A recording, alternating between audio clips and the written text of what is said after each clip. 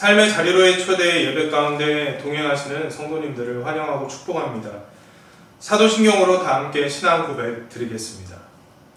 전능하사 천지를 만드신 하나님 아버지를 내가 믿사오며 그 외아들 우리 주 예수 그리스도를 믿사오니 이는 성령으로 잉태하사 동정녀 마리아에게 나시고 본디오 빌라도에게 고난을 받으사 십자가에 못 박혀 죽으시고 장사한 지 사흘 만에 죽은 자 가운데서 다시 살아나시며 하늘에 오르사 전능하신 하나님 우편에 앉아 계시다가 저리로서 산자와 죽은 자를 심판하러 오시리라.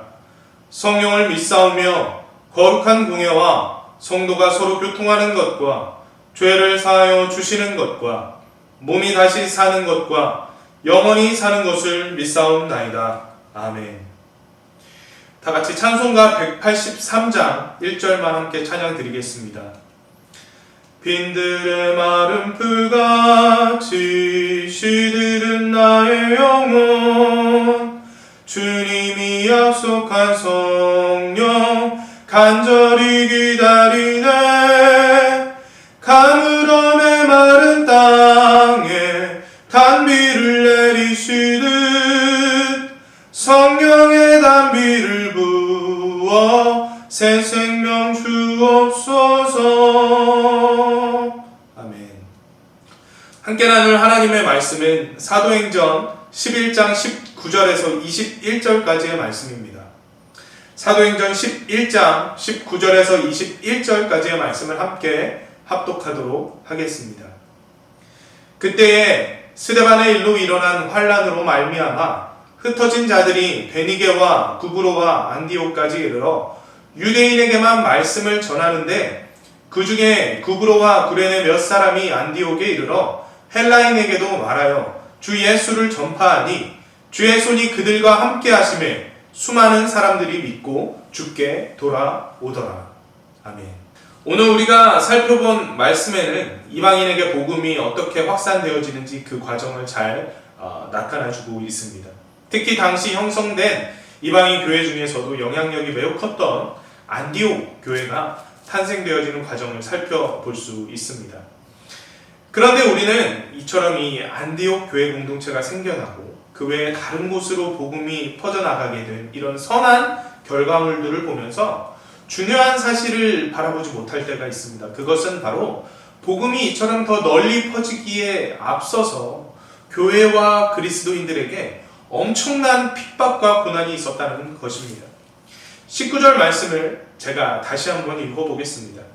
그때에 스데반의 일로 일어난 환란으로 말미암아 흩어진 자들이 베니게와 구브로와 안디옥까지 이르러 유대인에게만 말씀을 전하는데, 자, 말씀의 이 전반부를 보면 스데반의 일로 일어난 환란으로 말미암아서 믿는 자들이 흩어지게 되었다고 기록이 되어져 있습니다.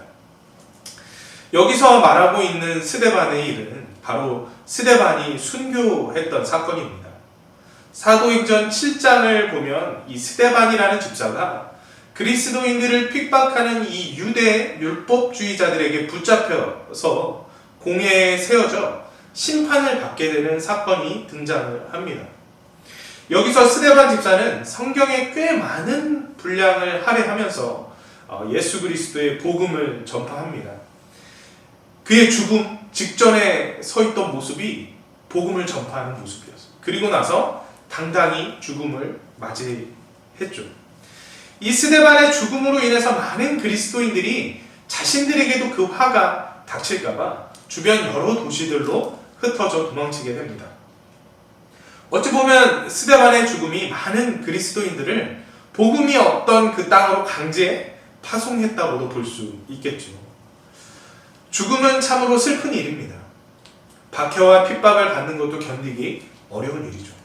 피할 수만 있다면 피하고 싶고 대비할 수만 있다면 미리 대비해서 그 고난으로부터 나의 삶을 평안히 유지해 나가고 싶을 것입니다. 하지만 하나님의 계획이 이루어지는 곳에는 고난과 고통, 훈련과 연단이 없었던 적이 없습니다. 하나님 나라의 그 큰 뜻을 이루기 위해 벌어지게 되는 수많은 사건들을 살펴보게 되면 세상의 기준으로는 절대 편안하고 기분 좋은 일들만, 행복한 일들만 가득히 넘쳐나지 않습니다. 모세를 볼까요? 모세는 이스라엘 민족의 지도자가 되기 위해서 하나님의 부르심을 입기 전까지 사람을 죽이고 도망자의 삶을 살았던 사람입니다. 나이가 80세가 되도록 처가살이하고 광야에서 유목생활을 해야 했습니다. 애굽의 왕자로 모자람 없이 자라왔던 모세에게 있어서 이러한 삶이 마냥 행복하고 좋은 순간들만은 절대 아니었을 테죠. 또 애굽을 탈출했던 이스라엘 민족의 모습은 어떠합니까? 금방이라도 젖과 꿀이 흐르는 땅에서 막 자유롭게 행복하게 살아갈 줄로만 알았죠. 그런데 낮에는 해가 쨍쨍 내리고 밤에는 너무나도 추운 아무것도 없는 그 광야에서 40여 년간을 지내야 했습니다. 그뿐만이 아닙니다. 예수님의 제자들 중 대다수는 핍박과 박해를 경험했고 그들의 마지막의 순간은 순교였습니다. 조선시대 우리나라의 복음을 증거한 외국 선교사님들은 어떻습니까? 그들의 삶은 풍요롭고 행복하고 즐거운 일들로만 가득했을까요? 아닙니다. 그들은 알지도 못하던 나라로 후진국을 위해서 복음을 증거하기 위해서 자신의 집, 자신의 가진 것 모두를 잃어버린 경우들도 있습니다. 한 달이 넘는 기간 동안 배를 타고 이 아무도 모르는 조선이란 땅에 들어옵니다. 그 과정 속에서 아내와 자식들을 풍토병과 전염병으로 모두 잃게 되는 일들도 있었죠. 오직 예수를 증거하기 위해서 자신이 가장 사랑하는 모든 것들을 다 잃게 되는 것을 감당했던 것입니다. 여러분, 우리가 좋으신 주님이 돌보시는 삶을 살아간다고 하더라도 고난이 아예 없을 수가 없어요. 이 고난과 연단들은 때로 하나님의 일을 이루어가는 귀하고 귀한 도구로 사용되어지기도 하기 때문입니다. 우리가 예수를 믿음으로 이 세상을 살아가면서 모든 고통과 아픔을 잊고 살아갈 수 있는 건 아니에요. 우리가 돌아갈 영원한 천국에서 고난 없는 그곳에서의 삶을 꿈꾸며 살아갈 수 있는 것입니다. 내가 내게 닥친 고난을 온전히 맞이함으로 이 고난이라는 과정을 통하여서 하나님의 나라의 선한 일을 이루어 갈 수 있다고 한다면 그 감당해 볼 만한 고난 맞이해 볼 만하지 않겠습니까? 그렇다고 그 고난을, 그 역경을 막 이리저리 찾아다니라는 것이 절대 아닙니다. 다만 그리스도인으로서 이 고난을 피해서만 살아가기 위해 아둥바둥 혈안이 되어서는 안 된다는 것이죠. 물론 두려운 일입니다. 이 세상을 살아가는 사람들 중에 누가 험하고 어려운 일들을 겪기 원하는 사람이 있겠습니까? 그러나 우리는 하나님의 일을 이루어 나가기 원하는 그리스도인으로서 우리의 삶에 주어진 이 십자가의 무게를 기쁨으로 감당하는 자들이 되어야 합니다.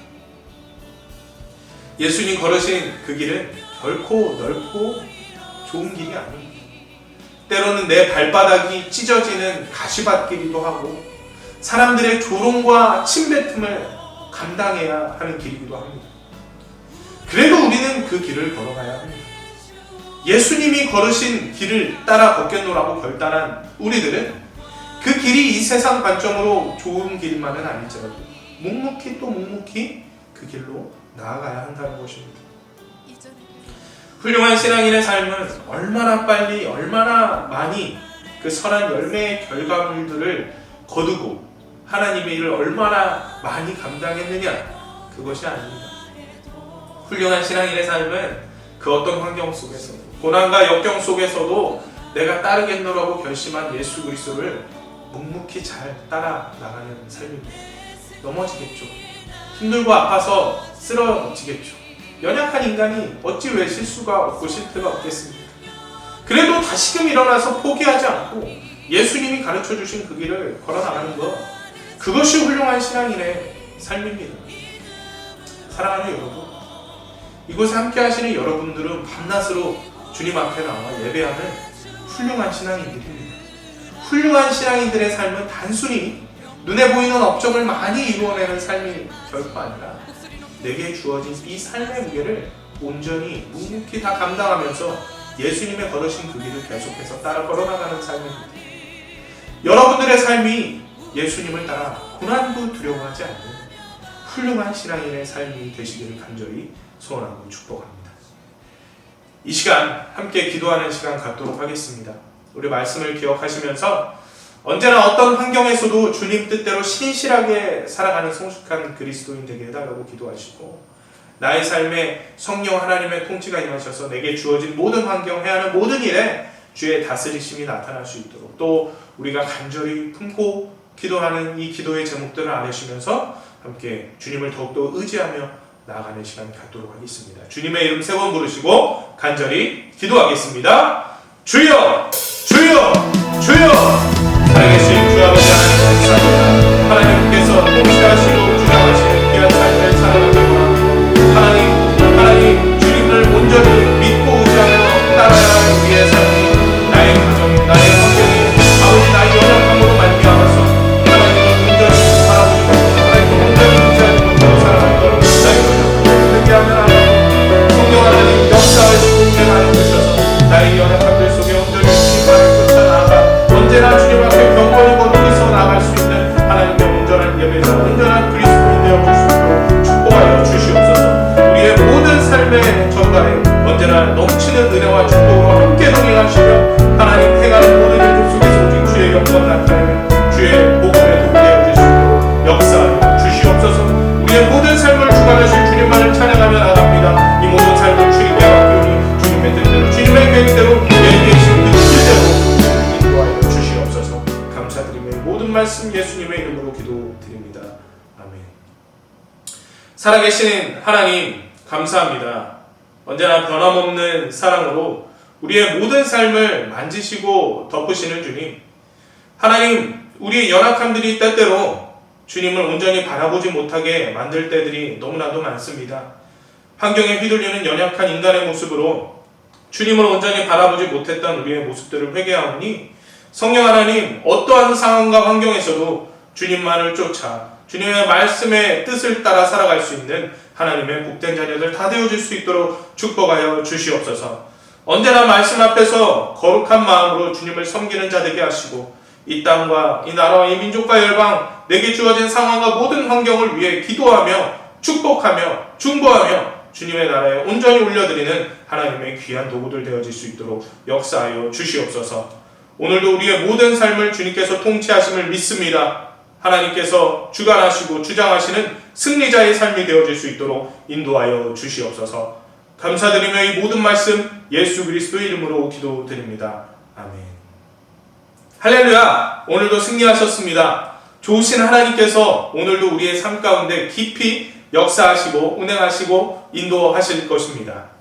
좋으신 주님과 함께 동행하며 기쁨과 감사의 고백 넘치는 은혜로운 하루 되시기를 간절히 소망하고 축원드립니다.